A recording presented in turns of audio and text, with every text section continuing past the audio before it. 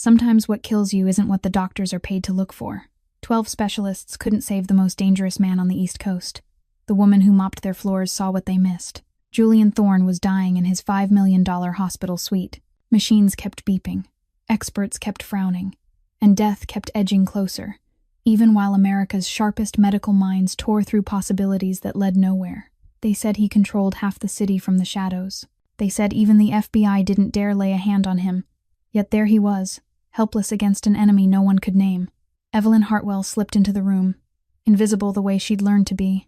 Night shift meant fewer eyes to dodge, fewer questions to answer. She breathed in antiseptic, expensive cologne, and something else. Something metallic. Something wrong. Her medical-trained mind snapped to attention. She stopped cold. The faint yellow tint at his fingernails. The specific pattern of hair loss. The subtle, telling change along his gums. Her pulse kicked hard. The answer formed in her head, clean and clear, like glass under fluorescent light. She knew exactly what poison was killing him. But who would listen to a woman with a mop when 12 specialists had already failed? And more than that, who would believe the man everyone feared was being murdered by the one person he trusted most? If stories of hidden brilliance and unexpected love move you, you're in the right place. Hit subscribe so you don't miss our weekly tales of underdogs rising against impossible odds. Like and share this video, too, because sometimes the most powerful people on Earth are saved by the ones they never saw coming. Eve left the room, her steps heavy as if she were dragging stones. Her heart thrashed inside her chest, each beat like an alarm drum no one else could hear. She knew the truth. She'd seen what 12 of the finest doctors in America had missed. But she didn't have the right to speak. She was just the one who mopped the floors. Evelyn pushed her cleaning cart down a dim corridor, the wheels squeaking in the silence. Her shadow stretched along the white wall, lonely and faint, like her own existence in this hospital. 5 years ago, she'd been somebody. A third-year medical student, the best in her class, a full scholarship, a future wide open, like the gates of heaven. Then everything collapsed in a single night. Her parents, the accident, debts piling up, her dreams turning to ash. Now she was only a ghost in a pale blue uniform, gliding through hallways no one bothered to look at. They saw the mop. No one saw the person holding it. The phone in her pocket buzzed. Eve stopped and pulled it out. A message from Chloe lit up the screen. "Sis, have you paid this semester's tuition yet? I'm really worried." Eve stared at the words and swallowed hard. Chloe, 19 years old, a second-year engineering student, smart, hardworking, full of ambition, everything Eve had once been before life struck its cruel blow. Chloe was the reason she still got up every morning, the reason she endured exhausting night shifts, the reason she swallowed her pride when people looked down on her. "You won't have to drop out like I did. I promise," Eve typed quickly. "Don't worry, I've got it." She hit send, even though she knew her bank account was nearly empty, even though she knew she'd have to pick up extra shifts this month just to make it, even though she knew she was lying to herself, and lying to her little sister too. But there were lies you told because someone needed hope to keep going. Eve kept walking, but the image of Julian Thorne wouldn't let go of her mind. Golden fingernails, hair falling out in patches, a darkening line along the gums, thallium. She knew that poison by name and by nature. She'd learned it in those college years, read about it in the medical texts she still secretly borrowed from the library. He was being poisoned, and no one saw it. But what would happen if she spoke up? A janitor daring to contradict 12 Harvard experts. They'd laugh in her face. Worse, they'd fire her. And if she lost her job, Chloe would have to leave school. Her sister's dream would die the way Eve's dream had died. But if she stayed silent, a man would die. Whoever he was, whatever he'd done, he was still a human life. Was one life worth gambling her sister's future? Eve didn't know the answer. She pushed the cart into the staff restroom and locked the door. Facing the mirror, she looked at herself. 27, but she looked 35. Dark circles under her eyes. Skin pale from too little sleep. Brown hair hastily tied back. Yet her deep blue eyes still held a spark. Something that hadn't gone out. Not completely. She thought of her parents. Of what they'd taught her. Of the person she'd wanted to become before life stole everything away. At the very least, she had to try. Eve drew a long, steady breath. She didn't know if anyone would listen. She didn't know if she'd lose her job. But she knew she couldn't watch someone fade toward death and do nothing. She stepped out of the restroom with her back a little straighter and her stride a little steadier. She would find someone willing to listen, even if it was only one person, even if it cost her everything. Eve found Nicole Torres in the staff break room at 2 o'clock in the morning. The 32-year-old nurse sat with a cup of coffee, her black hair tied back neatly, her face drawn with fatigue after a long shift. Nicole was one of the few people in this hospital who still offered Eve a smile. Maybe because they both worked nights. Maybe because Nicole understood what it felt like to be dismissed in a world ruled by Harvard doctors. Eve drew a deep breath and walked over. "Nurse Torres, I need to talk about patient Thorne." Nicole looked up, frowning. "What's going on?"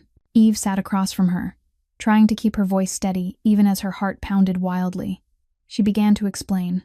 The symptoms she'd observed. The distinctive yellowing of the nails. A pattern of hair loss that didn't match chemotherapy or autoimmune disease. A change along the gum line that followed a very specific progression. Everything pointed in one direction. Thallium poisoning. At first, Nicole listened, her eyes widening with surprise. Then her expression shifted. Interest gave way to doubt. Doubt gave way to worry. "Eve, you mean well, but this is the doctor's job. 12 top specialists are monitoring him. They know what they're doing, but they're not looking for the right thing," Eve said quickly. "Routine toxicology screens won't detect thallium. They need a specialized test." Nicole set her coffee down, her gaze turning so serious it was almost cold. "Eve, stop. You could get yourself into serious trouble if you keep saying things like this. You're cleaning staff, not a doctor. Know your place." Eve wanted to argue, wanted to shout that a diploma didn't decide who could see the truth, but she swallowed the words. She'd seen that look too many times, the look of someone who'd already shut the door and didn't want to hear another syllable. She stood, thanked Nicole in a hollow voice, and walked out. But she didn't give up. There was one more person she could try. Dr. James Chen, 29 years old, the youngest resident on the team assigned to Julian Thorne. He seemed more approachable than the older physicians, with their arrogant chins lifted toward the sky. Eve waited in the hallway, near the on-call room. When Chen stepped out, she moved quickly to intercept him. "Dr. Chen, please give me 1 minute." Chen stopped and looked at Eve's uniform with confusion. "What do you need?" Eve didn't waste time. She laid it out fast and clean, professional, deliberately using medical terms to prove she wasn't an outsider. She talked about peripheral neuropathy, about the alopecia pattern, about Mises lines on the nails, about gastrointestinal symptoms. All of it was consistent with thallium poisoning. Chen listened in silence. His eyes changed, from annoyance to curiosity, then to something that looked almost like respect. "Did you go to medical school?" "I did. 5 years ago." Silence stretched between them. Eve could see the struggle in Chen's face. He believed her. She knew he believed her. But then Chen shook his head and avoided her eyes. "I'm sorry. I can't recommend a test based on the opinion of a cleaning worker. My career would be over if I'm wrong. Dr. Blake would never forgive me." "I understand," Eve cut in. She didn't want to hear another excuse, didn't want to hear about careers, reputations, and the things people treated as more valuable than a human life. She turned away before Chen could say anything else. Eve stood alone in the empty hallway. The fluorescent lights flickered overhead. Her shadow stretched long across the cold tile floor. She swallowed her tears. The feeling wasn't new. Being ignored, being looked down on, being treated as if she didn't exist. For 5 years she'd learned to live with it, but this time was different. This time it wasn't about her. This time a life was counting down, second by second, and she couldn't do anything to stop it. Eve stared toward the VIP wing, where the lights were dimmer than the rest of the hospital, where Julian Thorne lay, poison slowly tearing his body apart from the inside while no one noticed. She'd tried. She'd failed. Was there any other way? Or did she have to accept that sometimes, even when you know the truth, you're still powerless? Then, without warning, the overhead speaker tore through the silence. "Code Blue, VIP Room 1, Code Blue." Eve's heart stopped for a beat. Then it hammered so hard it felt like it might burst through her chest. Julian Thorne was dying. Eve ran toward the VIP wing, leaving her cleaning cart abandoned in the middle of the hallway. The announcement still echoed inside her skull like a funeral bell. "Code Blue, VIP Room 1, cardiac arrest." Her legs moved faster than her thoughts. By the time she reached the doors, chaos had already erupted. Doctors and nurses rushed back and forth like a swarm struck from its hive. Machines screamed, sharp and urgent, the rapid beeping like a dying heartbeat refusing to let go. The door to VIP room 1 stood wide open. Eve pressed into the crowd, gathered outside, trying to see through the narrow gaps. Her chest tightened when she caught the scene inside. Julian Thorne was seizing on the bed. His body jerked in violent waves, as if electricity were ripping through him. His skin was so pale it looked almost bluish. His lips had turned dark with lack of oxygen. His eyes rolled back. Liver failure. A doctor shouted, eyes locked on the monitor. Kidneys are failing. Severe neurological damage. We're losing him. Then a voice, heavy with authority, cut through everything. Everyone, move. Dr. Harrison Blake entered the room the way a general steps onto a battlefield. 58 years old, silver hair combed neatly into place, an expensive suit tailored to perfection. He was the department chief, a symbol of Johns Hopkins, the kind of name Harvard was proud to list among its most distinguished alumni. When Blake spoke, the entire room fell silent. Report. A young doctor stammered through the numbers. Blake listened, his face cold as stone. Then he issued orders. Full toxicology panel, check every possibility. Increase the stabilizing medications. Prepare dialysis in case the kidneys fail completely. Eve stood outside the doorway, her insides burning. A full toxicology panel sounded right, but she knew the truth. Routine tests would never catch thallium. They needed a specific assay. They needed to look for the right thing, but they didn't even know what they were looking for. 12 of the finest experts in America were fumbling in the dark while the answer sat in plain sight, unseen. She couldn't stand there, couldn't watch a man die when she knew how to save him. Before she could think, before she could weigh the consequences, Eve stepped straight into the room. Dr. Blake. Her voice rang out in the middle of the chaos. Every movement stopped, every gaze snapped toward her. A janitor in a pale blue uniform, standing in a room full of white coats and million-dollar equipment. A deadly silence. Please test for thallium, Eve said fast, knowing she had only seconds before they threw her out. The symptoms matched completely. Yellow nails. The pattern of hair loss. Peripheral nerve damage. Multi-organ failure. This is classic thallium poisoning. Routine screening won't detect it. You need to order a specific test. The words poured out in one breath, every scrap of medical knowledge she still carried rising to the surface. She hoped someone would listen. She hoped someone would see the truth. But instead of truth, she got anger. Blake's face reddened, shifting from surprise to irritation to fury. He strode toward Eve, his stare like a flame meant to burn her down. Who authorized cleaning staff to enter here? His voice was ice, weighted with power. Doctor, I only want to help. Silence, Blake snapped. Who do you think you are? Do you think you're smarter than properly trained specialists? You mop floors. You don't diagnose patients. Security. He turned and barked. Get her out. Now. And I want the name of her supervisor. Someone like this shouldn't be working here. 2 security guards appeared as if the floor had opened beneath them. They grabbed Eve by the arms and dragged her out. She didn't fight. She didn't have the strength left to fight. All she felt was humiliation swallowing her cell by cell. As they hauled her through the doorway, Eve heard someone scoff inside the room. Now even the mop girl thinks she can diagnose patients. Shameful. A thin ripple of laughter followed, small, but sharp enough to slice through what little pride she had left. Eve was shoved into the hallway and nearly stumbled.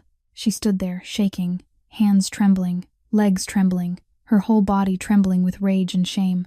Nicole rushed over, her face drained white. Eve, are you insane? What did you just do? You nearly lost your job. You might have already lost it. Blake doesn't forgive.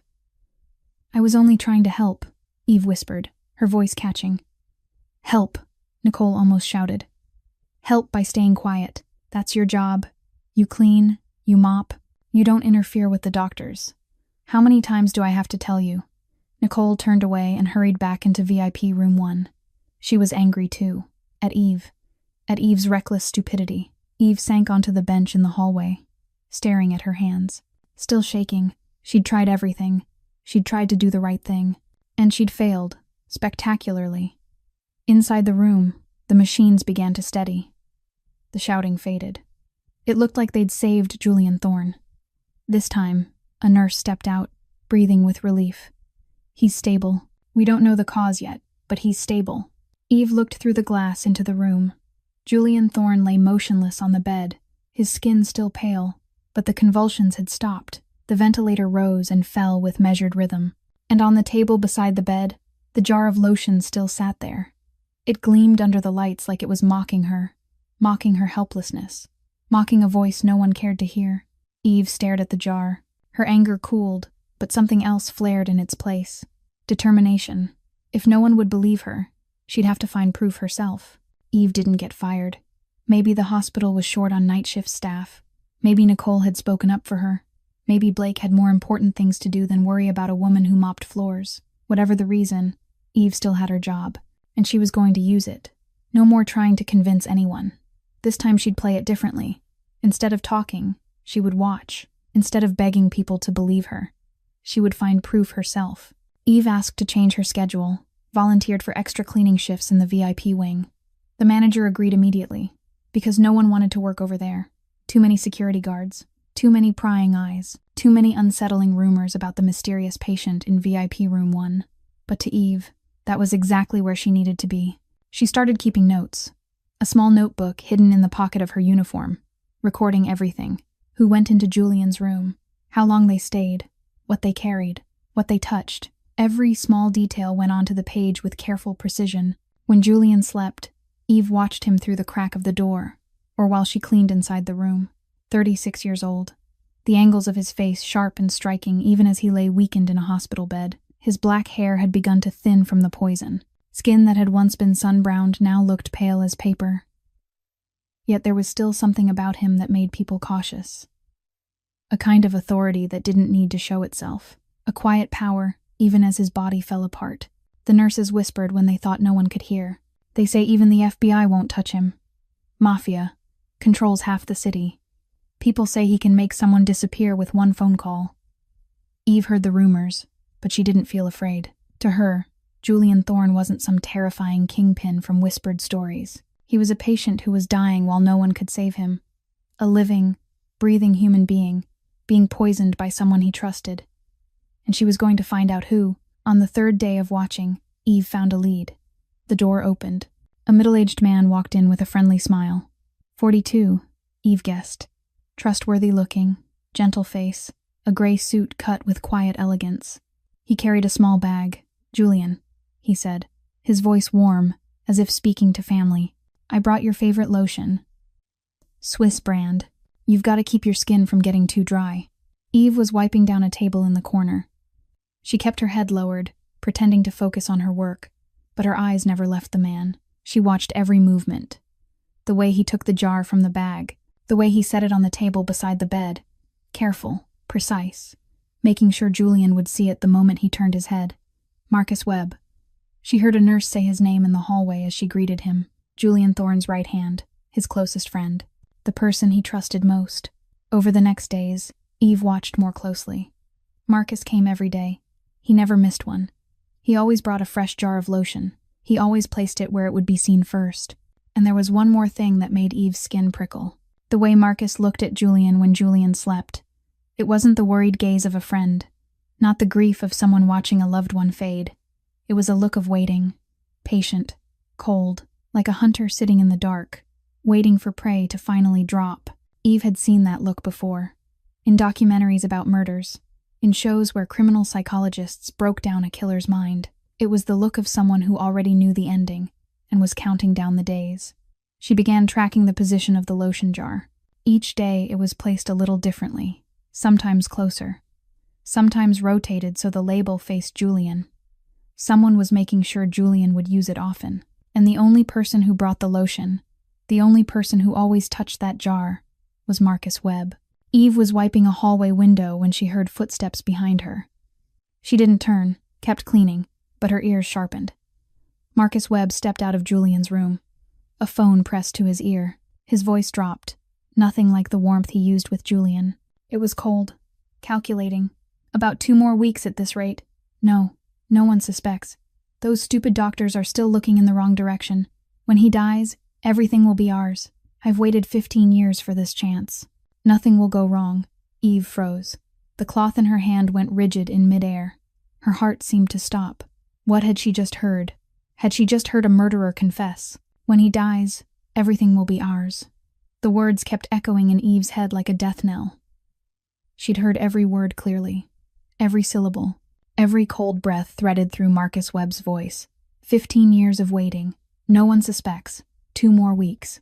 Eve's hand started to tremble. The shaking began at her fingertips, climbed into her arms, spread through her whole body. She tried to grip the cleaning cloth, but her fingers wouldn't obey. The cloth slipped free and dropped to the floor.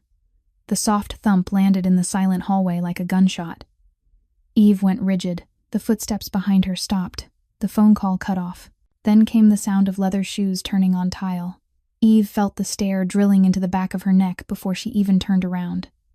"Did you hear anything?" Marcus's voice came again, no longer warm the way it had been with Julian. Cold, sharp, like a blade laid against her throat. Eve bent to pick up the cloth, fighting to control her shaking hands. When she straightened, she forced a smile onto her lips. "And no, sir, I was just cleaning." Her voice quivered. She knew. Marcus knew too. The friendly mask had fallen away completely. The gentle face vanished. The man standing in front of Eve now was someone else entirely. Eyes hard as knives, jaw clenched, muscles in his face pulled tight. This was Marcus Webb's real face, the face of a man quietly killing his closest friend. He stepped toward Eve. Each footfall sounded like a countdown. 1, 2, 3. Eve wanted to run, but her feet felt nailed to the floor. She wanted to scream, but her throat locked up. All she could do was stand there and watch a killer close the distance. 1 step at a time. Marcus stopped right in front of her, close enough that she could smell the expensive cologne on him, close enough to see the cords in his neck standing out with tension.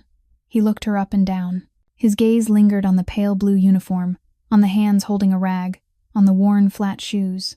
"You're the one who mops floors." "Yes, sir," Eve said, her mouth gone dry. Silence stretched. Eve didn't dare breathe, didn't dare blink, didn't dare move. She could feel him studying her, weighing her, deciding how dangerous she was, deciding whether she was worth worrying about. Then Marcus laughed, a cold sound that rang through the empty hallway. There wasn't a trace of humor in it, only contempt, and a warning that didn't need to be spoken aloud. "Good. You're just the one who mops floors. You probably don't understand the complicated conversations people like us have in business." He lifted a hand and patted Eve's shoulder. The gesture looked friendly, the way you'd pat a coworker, but Eve felt the weight in that hand, the weight of a threat, the weight of death if she opened her mouth. "Keep doing your job," Marcus said, his tone gentle, but each word felt like a nail being driven into Eve's skull. "And remember, don't listen to what you shouldn't. Sometimes curiosity can lead to unfortunate accidents." He held her gaze for 1 more second, eyes sharp, as if carving her face into memory. Then he turned away and walked toward the elevator, back straight, confidence effortless, as if what had just happened were nothing more than forgettable small talk. Eve stayed there until she heard the elevator doors close, until his footsteps vanished completely. Then she sagged against the wall, her knees giving out. Her heart hammered like a drum. Cold sweat ran down her spine, soaking into her uniform. Her hands shook so badly she couldn't even hold the cloth. He was doing it. He was killing Julian Thorne, the closest friend, the most trusted one. And she had just become a dangerous witness. Eve looked toward VIP room 1. Through the glass, she could see Julian propped against his pillows. In his hand was the jar of lotion. He was rubbing it into his skin. Slowly, carefully, layer by layer, every motion pressing poison deeper, into his pores, into his blood, into every cell. He was killing himself with his own hands, and had no idea. Eve swallowed hard. She couldn't tell anyone. No one would believe her. She'd tried and she'd failed, but she couldn't stay silent either. She couldn't watch someone die right in front of her. "I've got to do something," Eve told herself. "Right now, before it's too late." Eve made it back to their small apartment just before 6 o'clock in the morning. Chloe had already left for school early, a note waiting on the kitchen table. "Remember to eat breakfast. Okay. I love you." Eve stared at her sister's messy handwriting, and something tightened in her chest. She lay down on the bed, but sleep wouldn't come. The dull white ceiling stared back at her like it was passing judgment. The image of Julian Thorne rubbing lotion into his hands kept looping through her mind. Every motion, every layer, every second the poison sank deeper into his skin. And Marcus Webb's eyes, cold, threatening. "Don't listen to what you shouldn't listen to."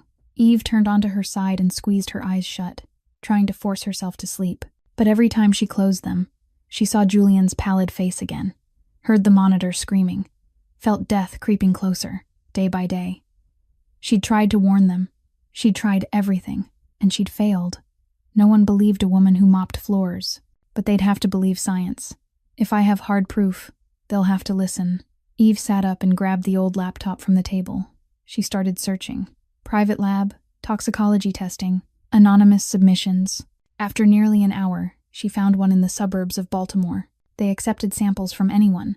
No physician referral required. No identity needed. $500. Results in 72 hours. Eve stared at the number on the screen and felt her stomach drop. $500. Almost everything she'd saved. Money she'd scraped together dollar by dollar for 2 years. Money meant for emergencies. Money meant for Chloe if something ever happened. Her gaze drifted to the photo of her sister on the nightstand.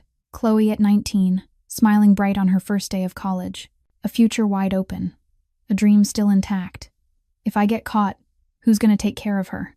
The question drilled into Eve's mind, like a bit into bone. She was weighing the idea of sneaking into a VIP patient's room and stealing a sample. That was a crime. She could get fired. She could be charged. She could go to prison. And if that happened, Chloe would have to drop out. Her dream would dissolve into smoke the way Eve's had 5 years ago. But if Eve stayed quiet, a man would die. Die because she was afraid. Die because she didn't act. Eve closed her eyes and took a slow, steady breath. Then she made her decision. That evening, before she went to work, Eve stopped by the hospital's medical waste area. She found what she needed in the piles of discarded supplies. A plastic syringe, still sealed in its packaging.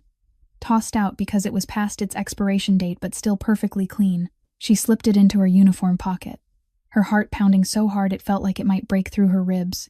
The plan was simple. 3 o'clock in the morning was when the fewest people were around. Most doctors and nurses would be resting, or dealing with emergencies elsewhere. She'd go into Julian's room on the pretext of cleaning, take a small sample from the lotion jar, then leave as if nothing had happened. 2:55 in the morning. Eve rolled her cleaning cart into the VIP wing, her heart beating so wildly she felt sure anyone could hear it. Each footstep echoed in the empty corridor. Each squeak of the wheels sounded like an alarm. Derek Sullivan stood guard outside VIP room 134, broad-shouldered, face hard as stone. He was Julian Thorne's private security, the only one allowed to stay overnight, cleaning the room at this hour. Derek asked, his sharp eyes scanning Eve from head to toe. "Yes, sir. It's on tonight's schedule," Eve said, fighting to keep her voice normal. She hoped he couldn't hear her heartbeat thundering in her chest. Derek studied her for a few more seconds, then nodded. "Make it quick. My boss needs rest." Eve pushed the cart into the room, forcing her hands not to shake. The lights had been turned down to their lowest setting. The ventilator made a steady sound in the darkness. Julian Thorne lay on the bed with his eyes closed, his chest rising and falling in an even rhythm. She moved to the bedside table. The jar of lotion sat there, gleaming under the dim light as if it had been waiting for her. Eve pulled the syringe from her pocket, her hands trembling so badly she nearly dropped it. She opened the jar, careful not to make a sound. Just a little, she told herself, sliding the tip of the syringe into the cream. Her heart hammered like it was about to explode. Cold sweat broke across her forehead. If she got caught, she'd go to prison. What would happen to Chloe? Mom and Dad are gone, and now you'd leave her too. Her hand slipped. The jar knocked against the tabletop, making a small click, but loud and clear in the silent room. Eve froze. "What are you doing?" A cold voice tore through the dark. Eve turned, blood turning to ice in her veins. Julian Thorne was awake. His gray eyes were open, fixed on her, sharp as a blade, dangerous as a predator that had just caught prey trespassing on its territory. Eve stood frozen, statue still. The jar was still in her hand. The syringe was still in her pocket, and Julian Thorne's gray eyes were drilling through her like lasers. Even flat on a hospital bed, even with his body weakened by poison, he carried an authority that made it hard for Eve to breathe. This was the man the FBI supposedly treated with caution. The kingpin, who controlled half a city from the shadows. And she'd just been caught red-handed, rummaging through his things. "Answer me," Julian said, his voice low but heavy with power. "What are you doing with that?" Eve could have lied, could have made up a story about cleaning, about sanitation checks. Could have begged for forgiveness and promised she'd never come back. Could have bolted for the door and prayed Derek wouldn't catch her. But looking into those gray eyes, she knew. A lie would be suicide. A man didn't survive in the underworld for 20 years because he was easy to fool. He could read dishonesty in the way someone breathed. And if she lied, she wouldn't walk out of this room. Eve drew a deep breath. Then she told the truth. I think you're being poisoned. Thallium. In this jar of lotion. Silence. Julian didn't shout. He didn't call security.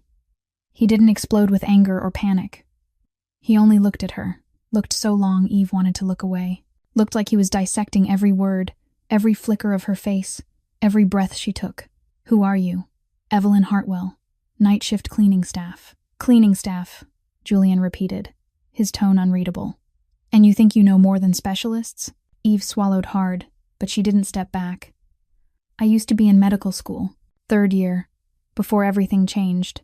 For the first time, something else flashed in Julian's eyes. Curiosity. What happened? Eve hesitated. She didn't want to tell him, didn't want to reopen an old wound for a stranger, especially a dangerous stranger like Julian Thorne. But he'd asked, and she needed him to believe her. My parents died in a car accident, Eve said, her voice dropping. 5 years ago. A drunk driver hit them. They died on the scene. And they left behind $200,000 in debt I didn't even know existed. Along with a 14-year-old sister who needed someone to take care of her. You dropped out to raise her. It wasn't a question. It was a statement. Julian had understood the story before she finished telling it. I didn't have a choice, Eve said. Silence stretched between them. Julian looked at her differently now. Not the stare he'd given an intruder. Not the look of a kingpin sizing up prey. But the look of a man seeing something unexpected. Something interesting. You gave up everything for someone else, Julian said slowly. Would you have done differently? Eve shot back, without thinking. The question made Julian go still. Something passed through his eyes. Maybe a memory. Maybe regret. Maybe the realization that he'd never had anyone to sacrifice himself for. And no one had ever sacrificed themselves for him. Why do you care if I live? Julian asked after a long moment. You know who I am. You know what people say about me. And you still want to save me? I know what people say, Eve answered honestly. But I also know what I've seen. I see a man being poisoned by the person he trusts most. I see 12 of the best doctors in America chasing the wrong thing while you die a little more every day. And I see a truth no one will accept because the one saying it is just a woman who mops floors. You still haven't answered the question. Why do you care? Eve held his gaze, straight into the gray eyes that kept boring into her. Because no one else is willing to see the truth. And because no one deserves to be betrayed by the person they trust. No matter who they are, no matter what they've done. Betrayal is the worst thing in this world. Something strange flickered across Julian's face. Maybe recognition. Maybe respect. Maybe, for the first time in a long time, someone was speaking to him like a human being instead of a terrifying boss or a walking bag of money. You're not afraid of me? Julian asked, his voice a shade lighter. I am, Eve admitted. I'm terrified. But fears never stopped me from doing what's right. If it could, I would have quit 5 years ago. Julian was quiet for a long time. His gray eyes never left her. Eve could feel him making a decision, one that could change her life, or end it. Then Julian said, low and final, take the sample. Eve blinked, not sure she'd heard him correctly. What? Take the lotion sample, Julian repeated. Send it for testing. If you're right, I owe you my life. And if you're wrong, he didn't finish the sentence. But the cold gray in his stare told Eve enough. If she was wrong, she would pay. She nodded without another word. With hands that no longer shook, Eve drew the sample into the syringe. This time Julian didn't stop her. He only lay there, watching with eyes she couldn't read. As Eve turned to leave, Julian's voice came after her. Evelyn Hartwell. She paused and looked back. I'll remember your name. Eve didn't know if it was a promise or a threat. Maybe it was both. The next morning, Eve went to the private lab in the suburbs of Baltimore as soon as they opened. She handed the syringe of lotion to the intake clerk, filled out the anonymous form, and paid $500 in cash, nearly all her savings. Results in 72 hours, the clerk said, sliding an appointment slip across the counter. We'll text you when they're ready. Eve stared down at the slip in her hand. 72 hours. 3 days. 3 days to learn whether she was right or wrong. 3 days for Julian Thorne to keep living. Or keep dying. It might be too long. The first day passed like a nightmare that wouldn't end. Eve went to work as usual, but she couldn't focus. Every time she pushed her cart through the VIP wing, she glanced through the glass into Julian's room. The jar of lotion was still on the table, in the same spot, but Eve noticed something. Julian wasn't using it anymore. The lid wasn't being opened. There were no new fingerprints on the cap, no sheen of cream on his hands or forearms. He listened to me, Eve thought, her heart easing, just a little. At least he wasn't poisoning himself while they waited for the results. She didn't know that from his hospital bed, Julian was watching her too. Those gray eyes tracked her through the glass each time she passed, watching the way she worked, the way she lowered her head to avoid other people's eyes, the way she moved through the corridor like a ghost no one bothered to see. Derek, Julian called his bodyguard into the room. Find out about that girl. Everything. Yes, boss. That night, Derek came back with a thin file. Evelyn Hartwell, 27, dropped out of medical school in her 3rd year 5 years ago, after her parents died in a traffic accident. Currently supporting a 19-year-old sister in college. Works 2 jobs, nights here and afternoons at a laundromat. No debt. No criminal record. No ties to any suspicious organization or individual. She has no motive, Julian asked, frowning. No, boss, Derek said, shaking his head. She's clean. Clean enough it's hard to believe. I couldn't find any reason for her to approach you beyond what she told you. Julian fell quiet for a long moment, looking out through the glass. Eve was wiping down a hallway window, her back to him, unaware she was being watched. She doesn't look at me the way others do, Julian said, thoughtful. Not with fear, not with greed, not with calculation. She looks at me like I'm just a patient who needs saving. Derek didn't know what to say. He'd never heard his boss talk about anyone like that. On the 2nd day, Marcus Webb visited as usual. He walked in with a warm smile and a fresh jar of lotion in his hand. Julian, you didn't use the lotion I brought yesterday? Marcus asked, setting the new jar on the table. I can see it's untouched. My skin's irritated, Julian said evenly, his voice not shifting at all. The doctor told me to stop using all skincare products during treatment. But this is the only one that doesn't cause irritation, Marcus pressed, his tone still gentle but edged with something more urgent than usual. You've used it for years. You've never had a problem. Try again. Your skin's too dry. I said, no, Marcus. Julian cut him off, his voice a shade colder.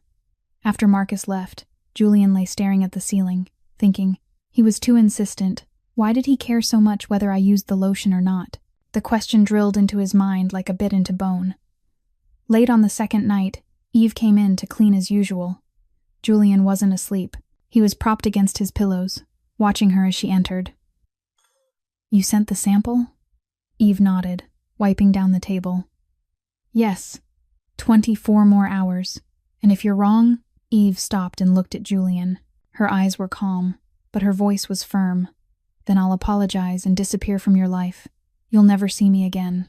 And if you're right, then you owe me your life, Eve said, a small smile appearing for the first time since they'd met. Julian watched that smile.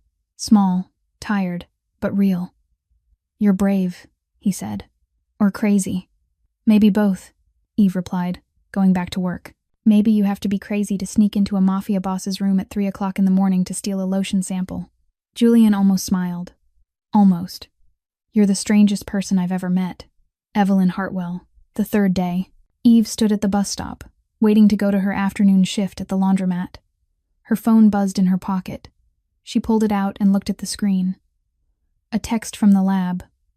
Your test results are ready. Please come to the intake counter to receive them. Eve's hands began to shake. Her heart slammed against her ribs. The moment of truth had arrived. Eve skipped her shift at the laundromat.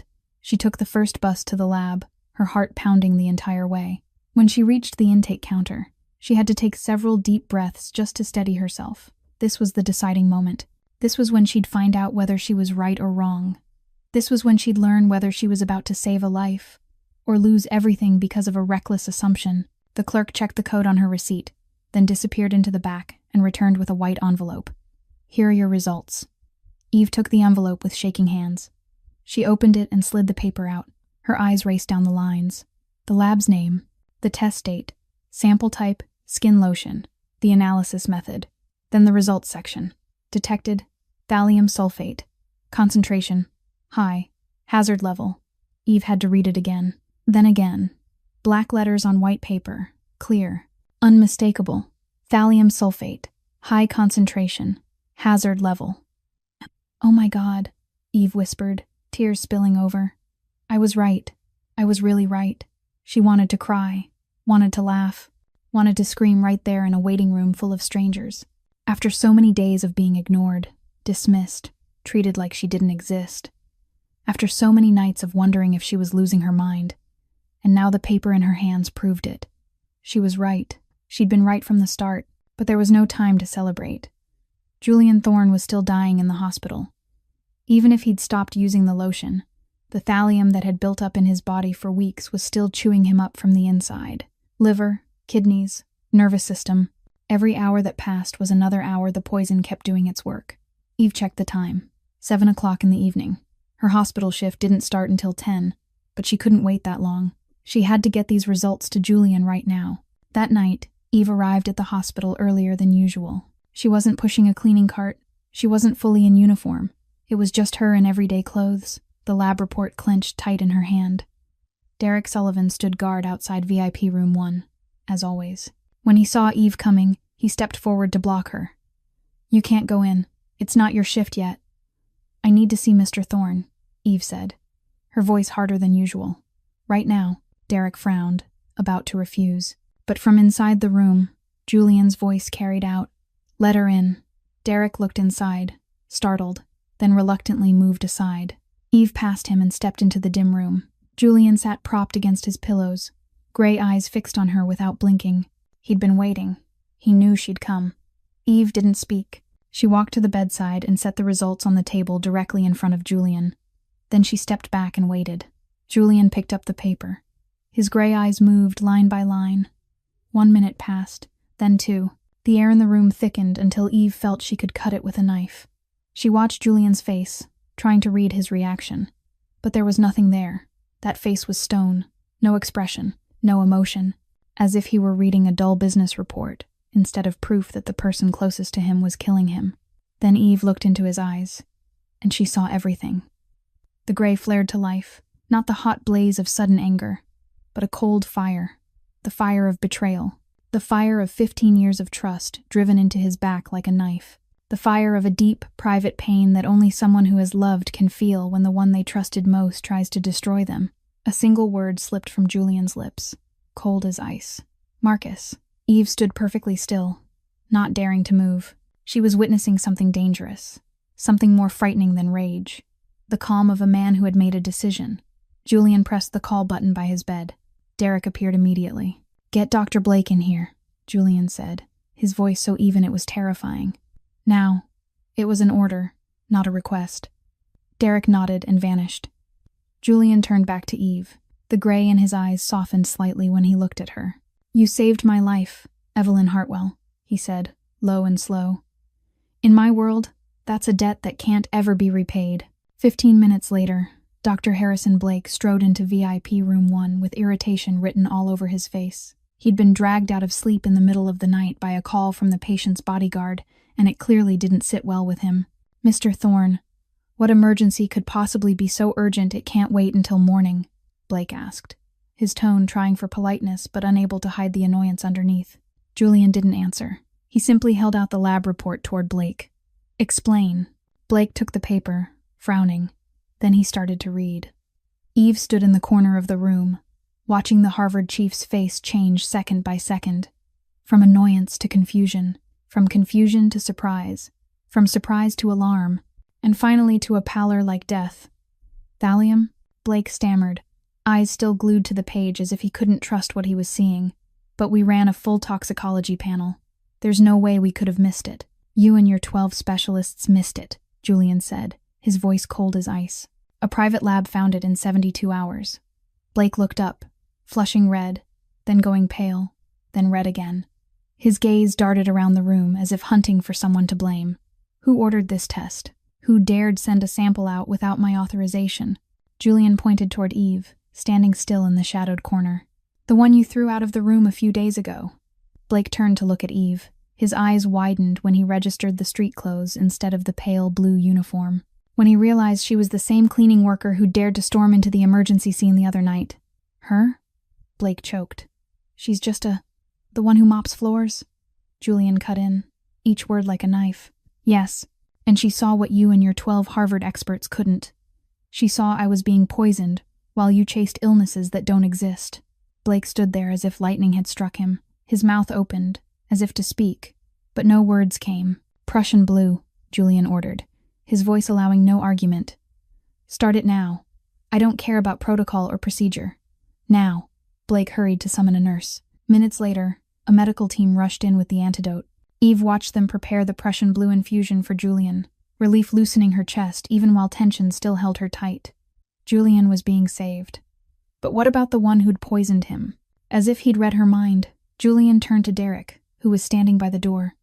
Bring Marcus Webb here. Julian's tone was as calm as if he were inviting someone to a party. Polite, but final. Yes, boss. Derek disappeared out the door. Eve heard the word bring and understood. Julian wasn't calling the police. He had his own way of dealing with betrayal.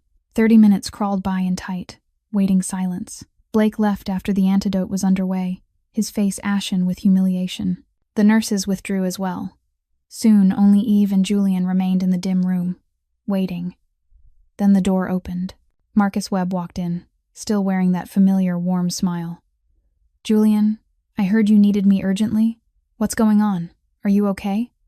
The smile died the moment Marcus saw the lab report on the table, the moment his eyes found the bold words thallium sulfate printed on white paper. 15 years. Marcus, Julian said, his voice so calm it raised the hair on Eve's arms.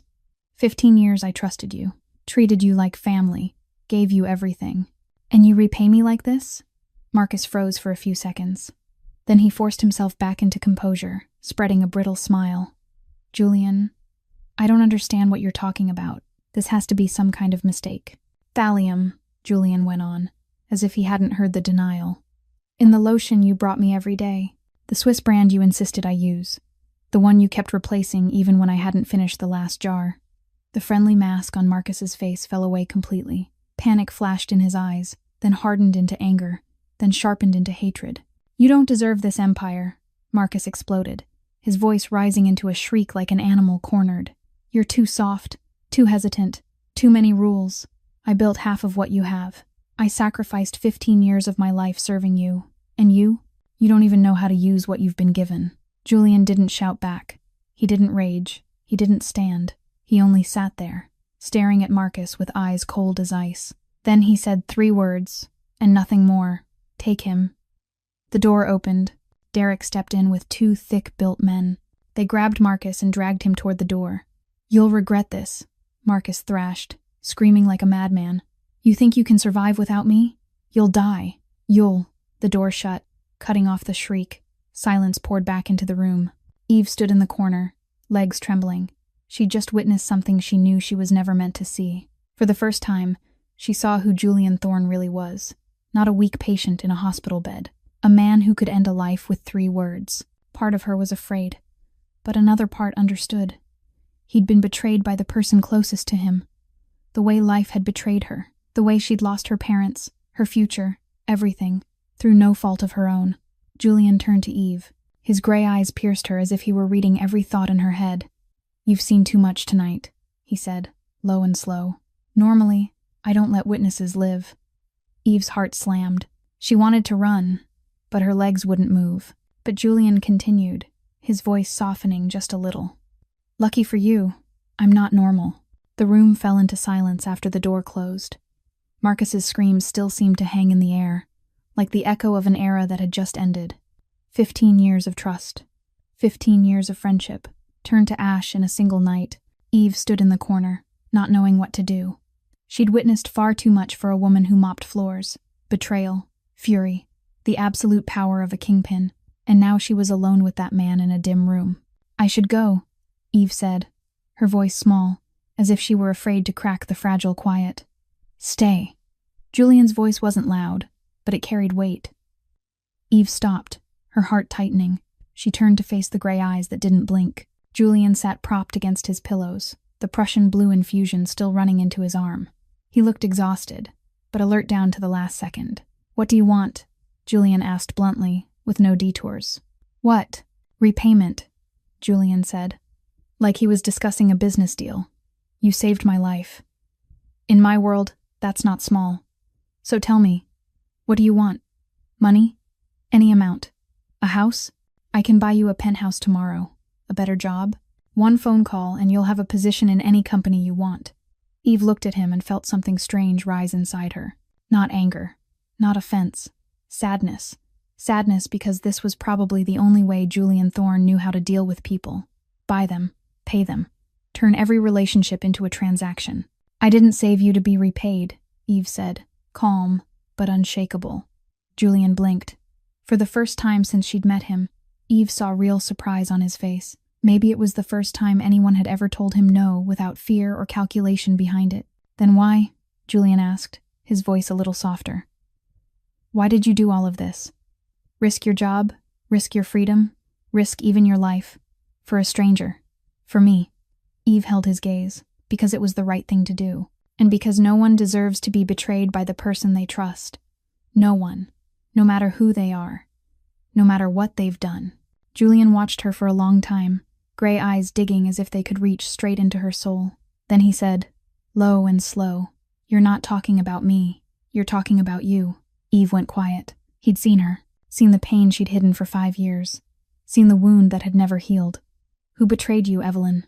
"My life did," Eve said, her voice catching even as she tried to hold it steady. "The universe. Fate. Something that took my parents in a single night, took my future, took everything I ever dreamed of. No reason, no warning, no chance to say goodbye. But you're still here," Julian said. "Because I have a sister to take care of," Eve said simply. "Chloe is 19. She's in college.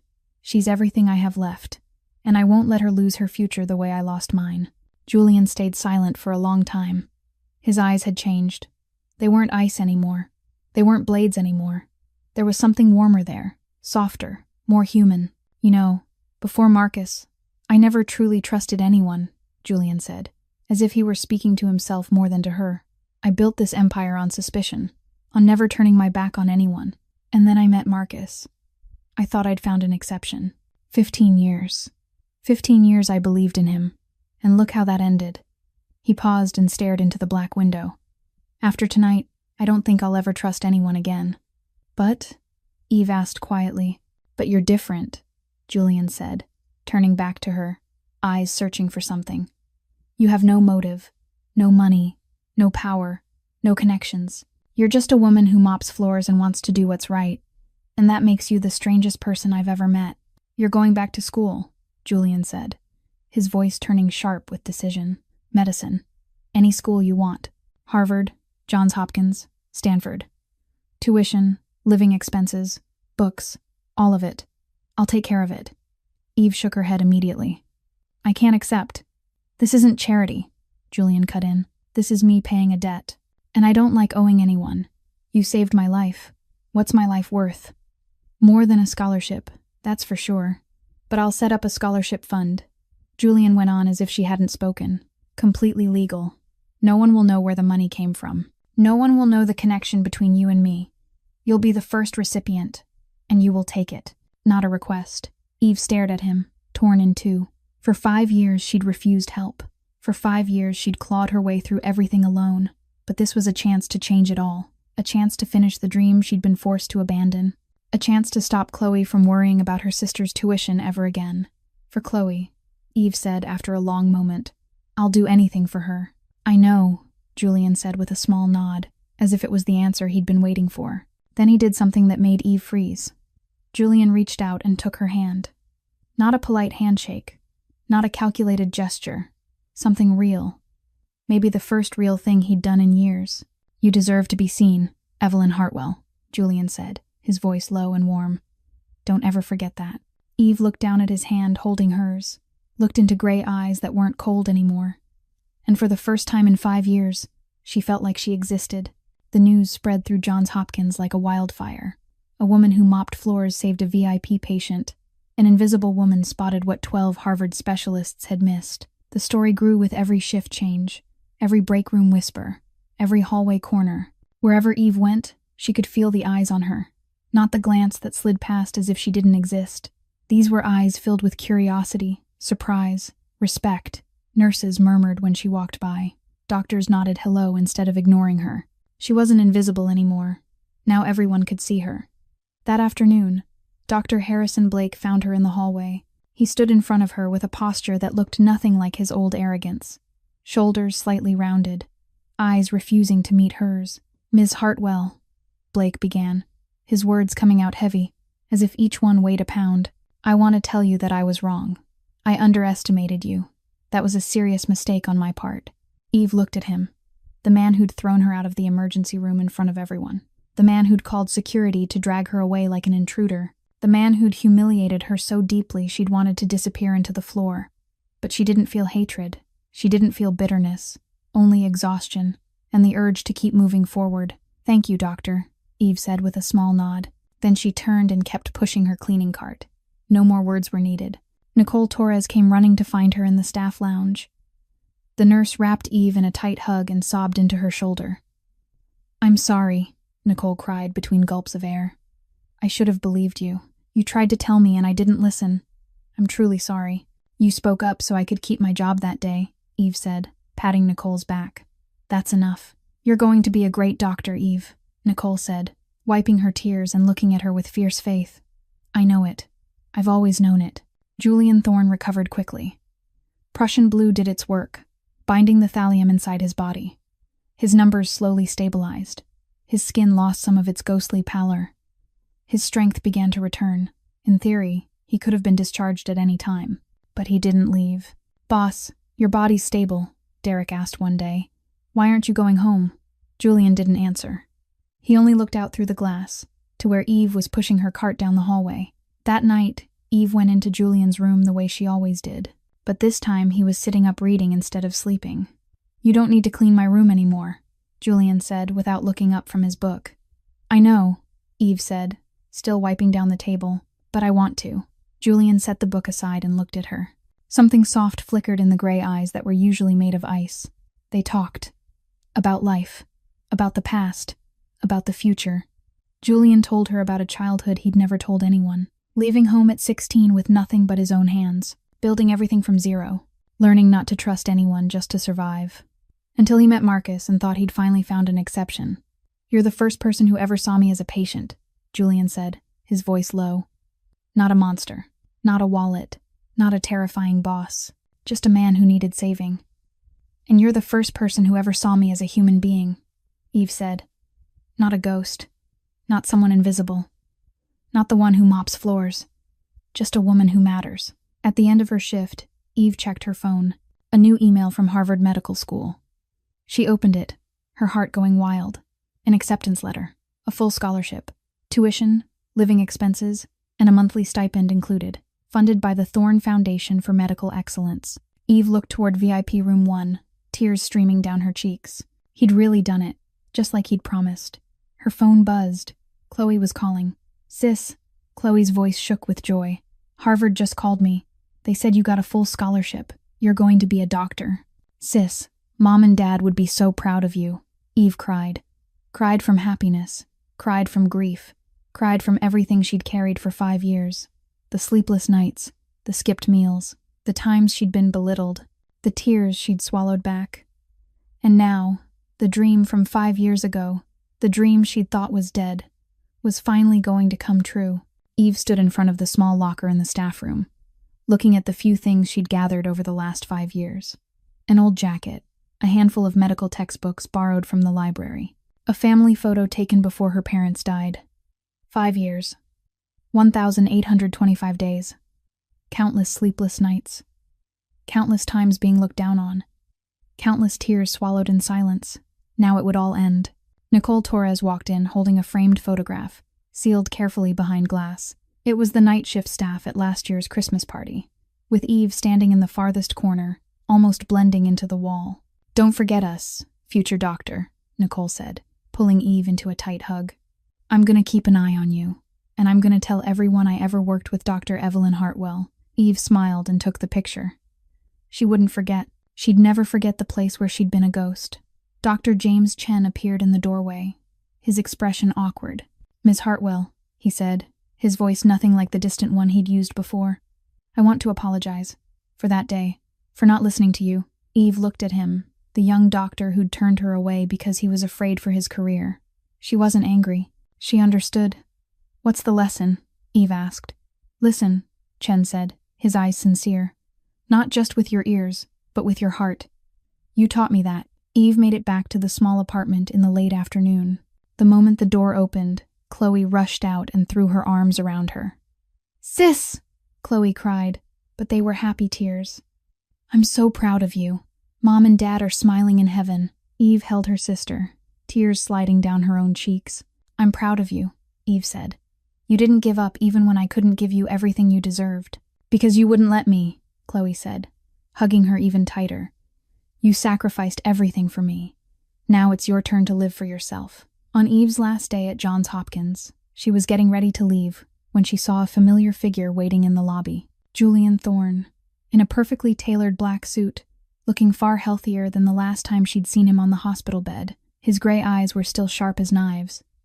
But when he looked at her, they softened slightly. "You ready for Harvard?" Julian asked when she walked up. "I don't know," Eve said honestly, "but I'll do my best." "You'll succeed," Julian said, his voice firm, like it was an obvious fact. "How are you so sure?" "Because you never quit," Julian said, meeting her eyes.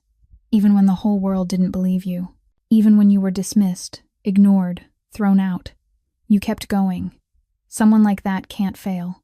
Julian reached into his jacket pocket, pulled out a small black card, and placed it in Eve's hand. "This number. If you ever need me, for anything, call." "I don't need. This isn't a debt," Julian cut in, his voice softer than usual. "This is me wanting to be here for you." Eve looked at him, too stunned to speak. Julian Thorne, the most powerful Mafia boss on the East Coast. The man even the FBI feared.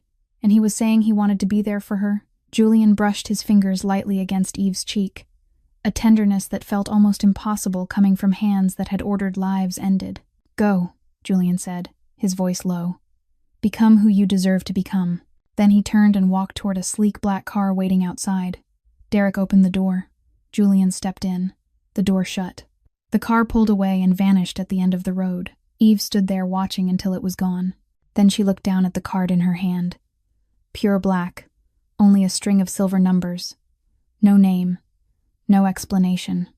She smiled and slipped it carefully into her wallet. Maybe one day. Eve walked through the gates of Harvard Medical School on an autumn day. Yellow leaves scattered thick across the paths. She stood in the middle of the vast campus, tipped her head back to take in the old buildings steeped in history, and felt strangely small. 27 years old. Older than most of her classmates by 5 to 7 years. Around her were youthful faces, confident and polished.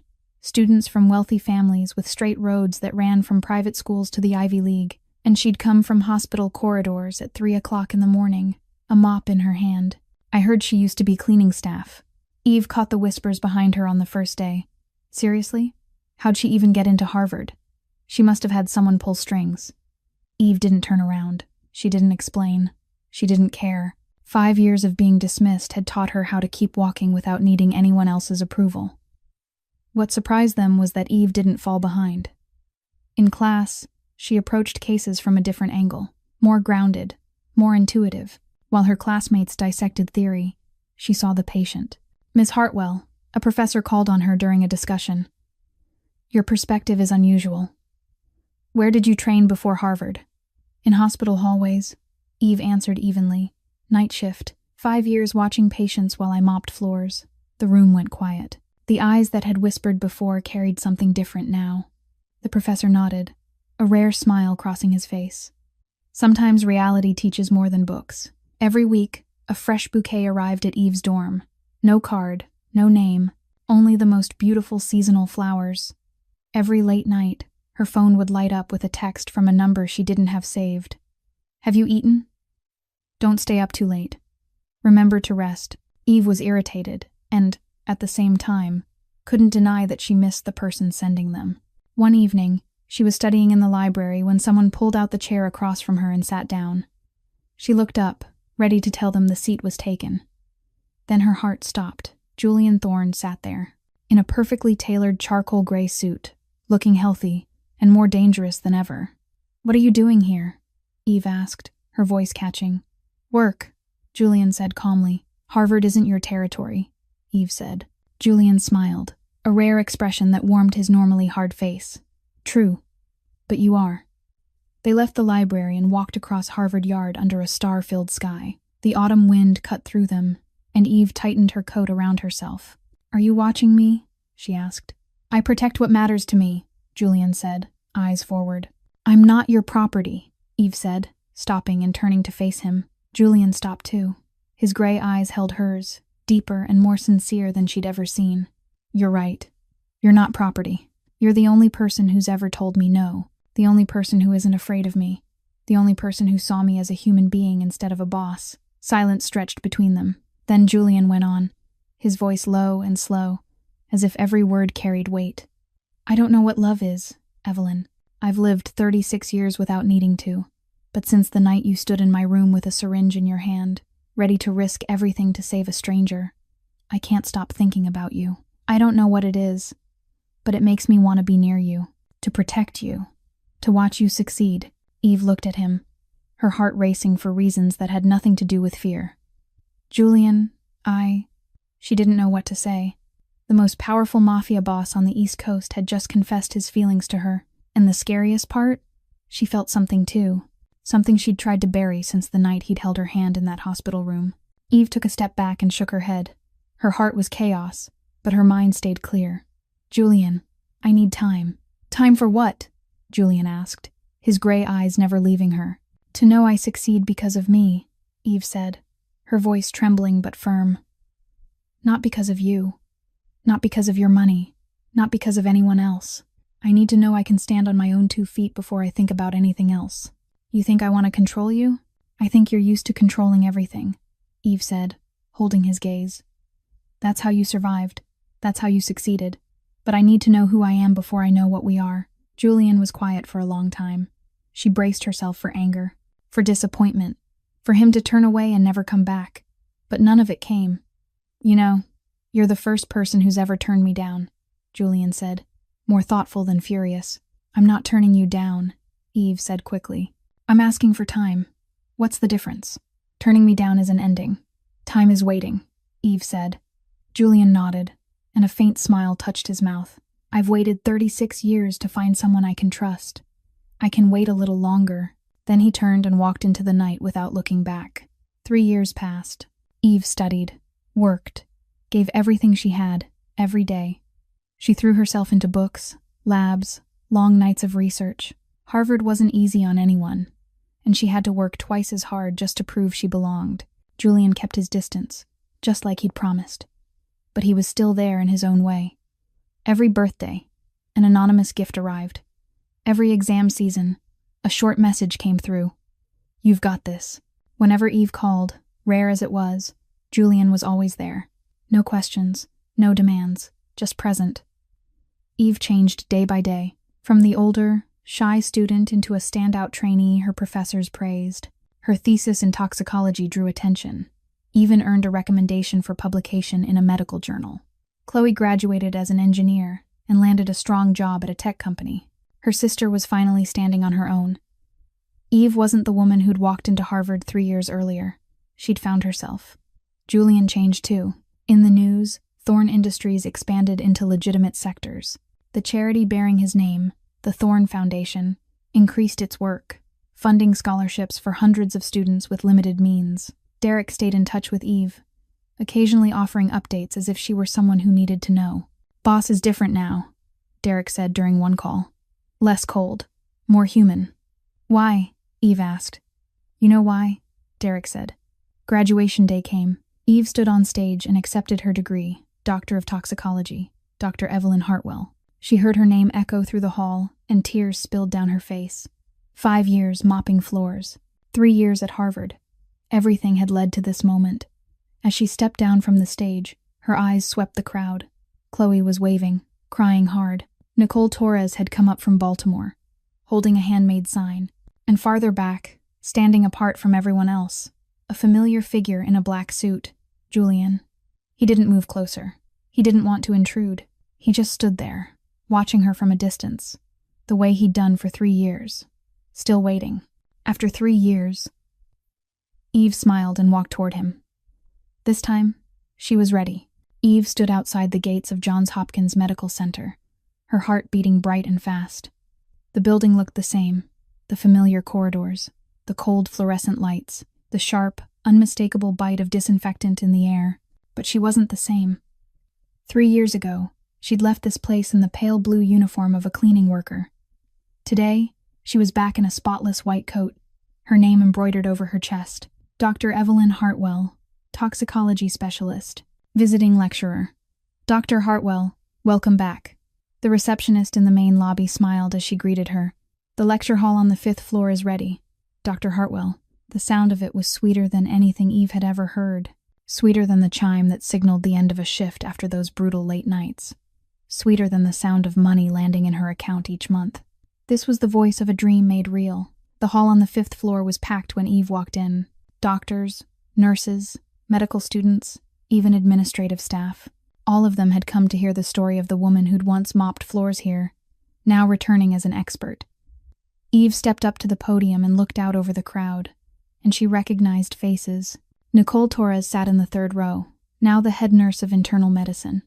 A few strands of silver threaded through her hair, but her smile still warm the way it had always been. Dr. James Chen sat in the 5th row, now an attending physician in the emergency department, no longer the timid resident he'd once been. And at the very back of the hall, a figure sat quietly in the shadowed corner. Dr. Harrison Blake, retired now, his hair completely white, but his eyes still sharp, the way they'd always been. He'd come, the man who'd thrown her out of an emergency room, who'd called security to drag her away like an intruder. He'd come to listen to her speak. Eve drew a deep breath and began. Observation doesn't require a degree, she said, her voice carrying through a hall gone silent. Sometimes the invisible people see the clearest, because they aren't bound by expectation. They aren't limited by what they've been taught they're supposed to see. They simply see. She told her story. No hiding, no polishing. The night she'd realized Julian Thorne was being poisoned with thallium. The times she'd tried to warn people and been brushed aside. The reckless decision to steal a lotion sample in the middle of the night. The moment she'd stood in that emergency room, shouting the truth, and been thrown out in front of everyone. I was looked down on, Eve said, her gaze moving from face to face across the room. I was ignored. I was treated like I didn't exist. And I understand why. I was just cleaning staff. I didn't have a credential. I didn't have permission to speak. I didn't have value in the eyes of the people in white coats. The silence was absolute. But I had eyes too, Eve continued. I had a brain. I had knowledge that life stole my chance to finish. And most importantly, I had a heart that knew a human life mattered more than my own safety. She paused, then looked straight at Blake in the back of the hall. Talent doesn't wear a uniform. Intelligence doesn't need a degree to exist. It only needs one thing, a chance to shine. Blake nodded, slowly, with respect. No apology was necessary anymore. That gesture said everything. The entire hall rose to its feet and applauded. Nicole sobbed openly, not bothering to hide it. Chen smiled, pride shining in his eyes. Eve looked down, tears streaming down her cheeks. Thank you, she said, her voice breaking. Thank you for giving me a second chance. After the lecture, Eve went up to the rooftop to breathe in clean air. The city of Baltimore stretched out below her, lights glittering in the night. Footsteps sounded behind her. Eve didn't turn around. She didn't need to. That was a hell of a speech, Julian's voice said, low and familiar. You heard all of it? I don't miss anything about you, Julian replied. I never have. Eve turned. Julian stood there in his familiar black suit, under thin moonlight. 3 years. He was still so handsome it stole her breath. Still carried that danger that made other people hesitate. But his gray eyes had changed. Warmer, gentler, more human. It's been 3 years, Eve said. I said I'd wait, Julian answered simply.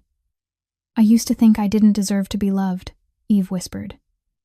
That I was just a ghost. That I didn't have value beyond taking care of other people.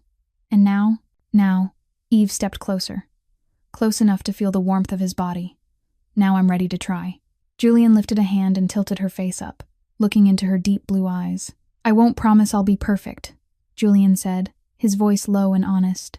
I won't promise my world will be easy. There are shadows you'll have to face. There are dangers you'll have to endure. But I promise you one thing. You won't ever be invisible again." Eve smiled through her tears. Then she rose onto her toes and pressed her mouth to his. They kissed beneath the city lights, the girl who'd once mopped floors, and the man who lived in the dark. Two lonely souls finding light in each other. 6 months later, the Hartwell Foundation officially launched in a ceremony that was simple, but filled with meaning. A scholarship fund for people forced to leave school because of circumstance. For talent life had beaten down. For dreams that seemed as if they'd already died. Julian stood backstage, not needing glory, not needing his name mentioned. He simply stood there and watched Eve shine beneath the lights with an unmistakable pride in his eyes. "Talent doesn't have rank," Eve said, her voice carrying across the hall. "Intelligence doesn't wear a uniform. And sometimes, the invisible people see the clearest. This foundation isn't mine alone. It belongs to everyone who has ever been dismissed, ignored, or underestimated because of their circumstances." The first scholarship recipient stepped onto the stage. A 24-year-old woman who'd left nursing school in her second year to care for her mother with cancer. Her eyes were red with emotion, her hands trembling as she held the certificate. Eve looked at her and saw herself from 5 years earlier. She saw loss. She saw despair. But she also saw a flame that hadn't gone out. Eve's life was completely different now.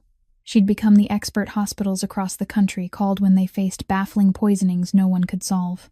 She taught, she researched, and she never forgot to meet the eyes of the cleaning staff when she walked hospital corridors. Julian still ran his empire, but now Eve stood beside him. They weren't perfect, a doctor and a man of shadows, two worlds that couldn't be more different, but they fit each other, because they both understood betrayal, and what it meant to rise from ash, and how to find light inside the dark. "Sis, I got promoted," Chloe called, her voice bright with childlike joy. "I'm proud of you," Eve smiled. "No," Chloe said. "I'm proud of you. You're the reason I didn't quit. On the hardest days, I watched you work 2 jobs in a single day and never complain once. I told myself I didn't have the right to fall apart while you were still standing. We're both each other's reason," Eve said, tears sliding down her cheeks. The phone rang. "Dr. Hartwell? This is Boston Hospital. We have a mysterious poisoning case. 8 doctors can't find the cause. The patient is getting worse every day. We need your help." Eve set her coffee down and smiled. Julian watched her from across the breakfast table, gray eyes already used to this scene. "Another case?" "Always," Eve said. "Go," Julian said, rising to kiss her forehead. "Save one more life. I'll be here when you get back." Eve looked into the mirror before she left. No more faded pale blue uniform. No more exhausted eyes of an invisible woman. No more ghost drifting through hallways no one bothered to see. Just her, Dr. Evelyn Hartwell, the woman who'd proven that light could come from the deepest dark. She lifted the phone, her voice steady with confidence. "This is Dr. Hartwell. I'm on my way. Your worth isn't defined by how other people look at you. It exists on its own, waiting for the right moment to shine. And dear friends, Evelyn Hartwell's story has come to an end, but its message will keep echoing. This is a story about believing in yourself when the whole world turns away, about the courage to do what's right even when it costs you, about love that arrives from the most unexpected place, and about the truth that sometimes the most ordinary people can do the most extraordinary things.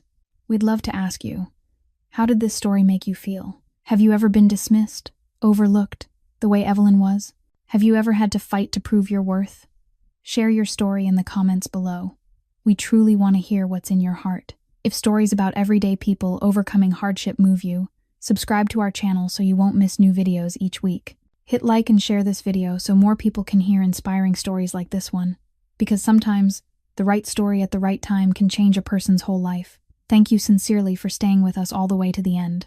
We wish everyone watching this video good health, a joyful life, and a heart full of faith in yourself. Remember, no matter who you are, no matter where you are, your worth never depends on how other people see you. Goodbye, and we'll see you in the next video.